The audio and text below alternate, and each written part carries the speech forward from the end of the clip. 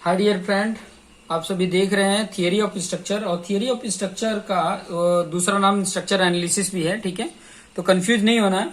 और जैसा कि मैंने बोला था, इसका जो फर्स्ट वीडियो मैंने बताया था सिलेबस वाला, ठीक है, बेसिक कॉन्सेप्ट ऑफ सिलेबस, जिसमें मैंने बोला था कि पहला चैप्टर जो है और स्टैटिक डिटर्मिनेंसी और इनडिटर्मिनेंसी है, जो लेक्चर नंबर 2 है।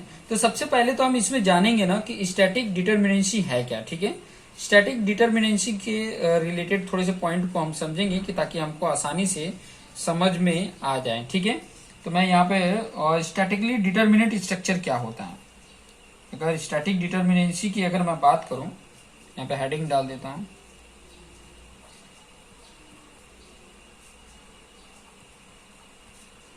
स्टैटिक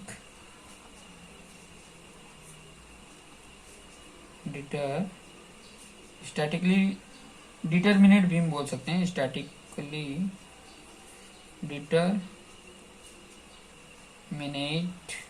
स्ट्रक्चर क्या होता है, ठीक है, वो चीजें मैं यहाँ पे बता देता हूँ। फिर उसके बाद से स्टैटिकली इनडिटरमिनेट स्ट्रक्चर क्या होता है, वो चीजें मैं यहाँ पे बता देता हूँ। हालांकि ऑलरेडी अगर मेरे स्ट्रेंथ ऑफ मटेरियल का अगर अपने लेक्चर देखे हैं तो उसमें भी मैंने ये सब चीजों के बारे में एक्सप्लेन करके आपको समझाया है। ठीक है, तो स्टैटिकली डिटर्मिनेट स्ट्रक्चर ये होता है ना कि जो इसके स्टैटिक इक्विलिब्रियम जो इक्वेशन है, इसी से जितने भी अननोन इसके जो फोर्सेस हैं, अननोन फोर्सेस हैं, उसको कैलकुलेट कर लिया जाता है।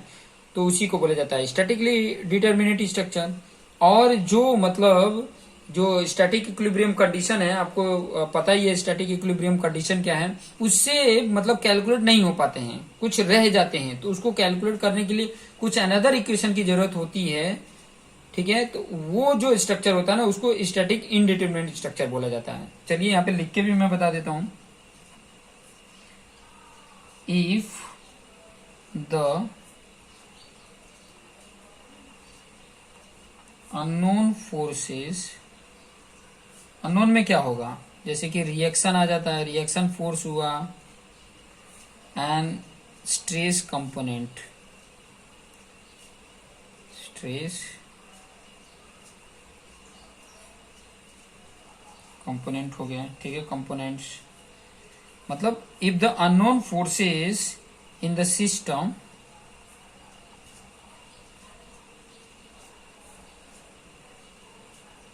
can be determined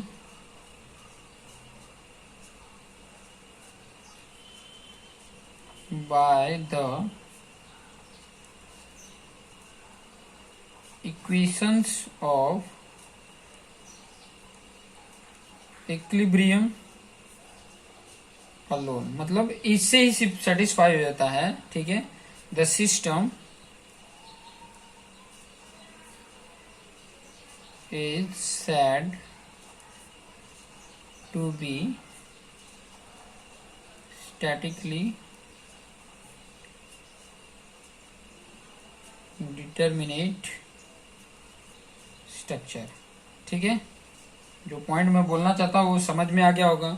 अभी मैं इसकी अगर मैं बात बताऊं, यहाँ पर जो मैं पॉइंट बोल रहा था, इस पॉइंट की अगर मैं बात बताऊं, यहाँ के ये जो इक्वेशन बोला ना, इक्वेशन ऑफ इक्विलिब्रियम की अगर मैं बात बताऊं तो वो क्या होता है, ये होता है summation H equal to zero. Summation H का मतलब algebraic sum of horizontal forces equal to zero, मतलब हॉरिजॉन्टल जितने भी रिएक्शन होंगे या फोर्सेस लगे हुए हैं, उनका जो सम होगा ना वो जीरो होगा। ठीक है, दूसरा vertical algebraic sum of all vertical forces equal to zero, मतलब वर्टिकल जितने भी अप्लाइड हुए हैं फोर्सेस इक्वल टू जीरो, उनका सम जो होगा वो जीरो आएगा।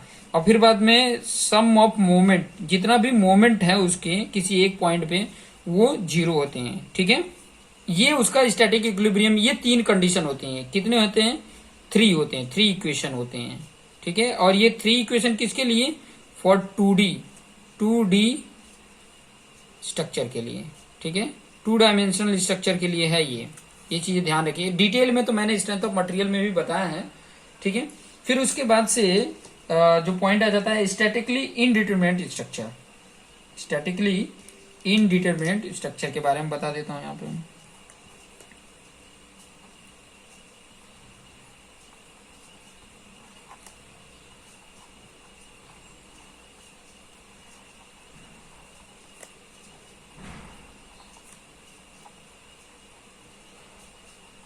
इनडिटरमिनेट स्ट्रक्चर से रिलेटेड कुछ इंपॉर्टेंट पॉइंट मैं यहाँ पर आपको समझा देता हूँ। ठीक है, सिंपल सा मीनिंग है कि मतलब ये इसी से ये सॉल्व नहीं हो पाते। जो अननोन की बात कर रहा हूँ ना, जो अननोन फोर्सेस हैं, वो तीन ये इक्वेशन ऑफ इक्विलिब्रियम है ना, इनसे वो सेटिस्फाई नहीं होते हैं। इसके अलावा उनके जो अननोन फोर्सेस उसको फाइंड आउट करने के लिए, मतलब अननोन फोर्सेस ज्यादा होते हैं, ये तीन के ज्यादा होते हैं ना, तो समझिए कि स्टैटिकली इंडिटरमिनेट स्ट्रक्चर है। सिर्फ इतना जानते रहिए।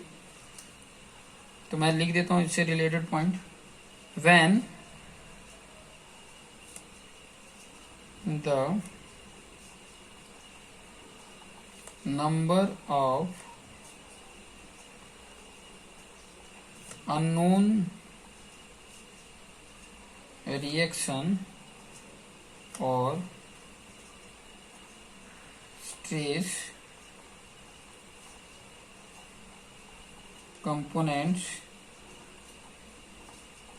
exceeds the number of condition of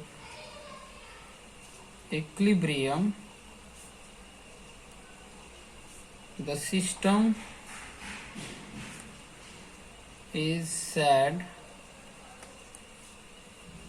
to be statically indeterminate structure. ठीक है, नहीं कैलकुलेट हो पाते हैं। And the axis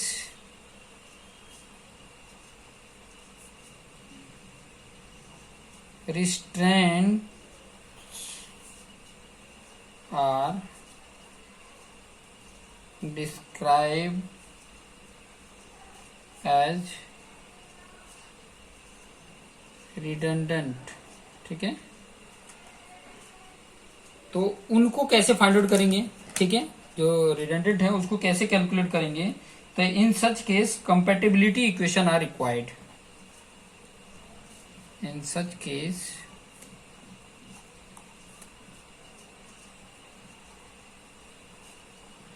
compatibility equations are required। इसकी जरूरत पड़ती है। ठीक है, इसकी जरूरत पड़ती है। ठीक है, फिर बाद में ये आगे फर्दर भी क्लासिफाइड हुए हैं। एक्सटर्नल रिडंडेंट सिस्टम है, फिर बाद में इंटरनल रिडंडेंट सिस्टम है, ये सब आगे क्लासिफाई किए गए हैं। बस ये थोड़ा सा डिफरेंस जो था, ये चीजें मुझे बताने थे, स्टैटिकली डिटरमिनेट और इनडिटरमिनेट स्ट्रक्चर क्या है। ठीक है, ये चीजें आपको आइडिया मिल गई है। ठीक है, कुछ और इंपॉर्टेंट इससे जुड़ी हुई बात बता। देखिए ये सब चीजें क्यों की जाती है? देखो ये सब चीजें इसलिए फाइंड आउट की जाती है कि जो अप्लाइड लोड है और मेरा जो रिएक्शन है, ठीक है, अगर ये मेरा रिएक्शन मतलब ज्यादा हुआ तो जो मेरा स्ट्रक्चर है वो स्टेबल हो सकेगा। ठीक है, स्टेबिलिटी हम फाइंड आउट करने के लिए ये सब चीजें किए जाता है, क्योंकि स्टेबल रहेगा तभी तो हम सेफ रहेंगे। सेफ रहने के लिए ये सब सारे जितने भी झमेले हैं, ये सारे झमेले सेफ रहने के लिए ही किए जाते हैं। बाकी दूसरा कोई और रीजन नहीं होता है। ठीक है, यही रीजन होता है। तो स्टेबिलिटी से रिलेटेड भी पॉइंट मैं लिख लेता हूं। स्टेबिलिटी है क्या? ठीक है, नाम आया है तो वो भी जान लेते हैं। स्टेबिलिटी है क्या? ठीक है, तो यहां पर मैं बता दूं, to ensure the equilibrium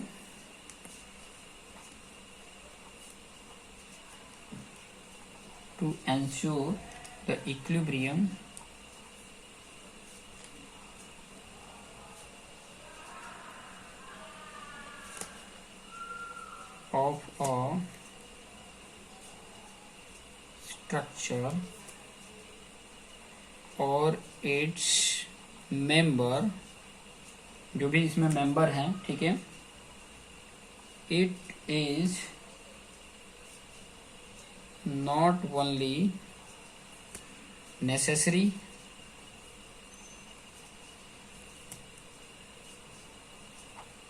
to satisfy the equations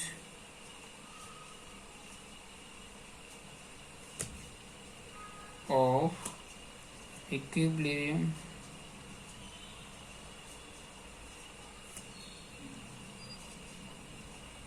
but the members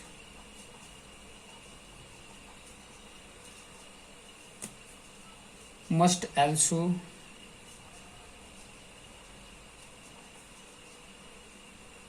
be properly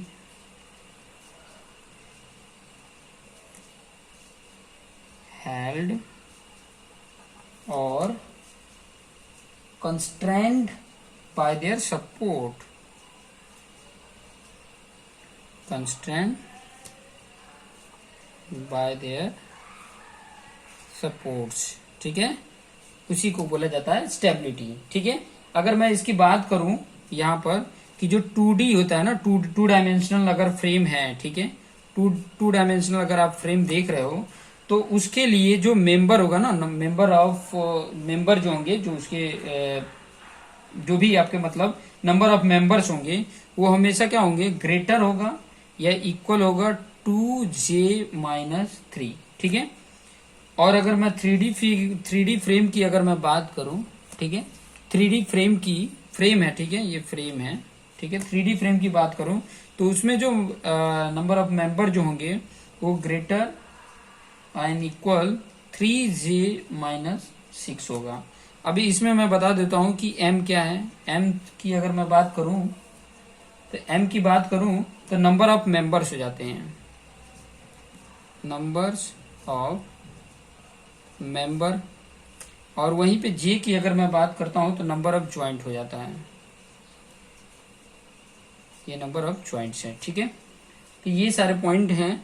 अब इससे रिलेटेड बहुत सारे इंपॉर्टेंट पॉइंट है कि जैसे कि अगर उसके डीएस फाइंड आउट करने हैं तो डीएस के फॉर्मूले मैं यहाँ पे पहले तो लिख देता हूँ, और ये चीजें नेक्स्ट वीडियोज में मैं आपको बताऊंगा कि किस तरीके से 2D फ्रेम हो चाहे 3D फ्रेम हो तो किस तरीके से उसको कैलकुलेट करोगे. तो ये चीजें थोड़ा सा मैं आपको यहाँ पर दिखा देता हूँ कि डीएस का फॉर्मूला जो होता है DSE प्लस DSI होता है. ठीक है, DSE क्या होता है, DSI क्या होता है, ये सारे चीजें अगर 2D फ्रेम हो चाहे 2D फ्रेम होते हैं तो उसके किस तरीके से डिटर्मिनेंट स्ट्रक्चर फाइंड आउट करते हैं, तो वो सारी चीजें नेक्स्ट वीडियोज में आपको देखने को मिल जाएंगे. तो देखते रहिए और अपने आप को बेस्ट बनाते रहिए. Thank you for watching this video.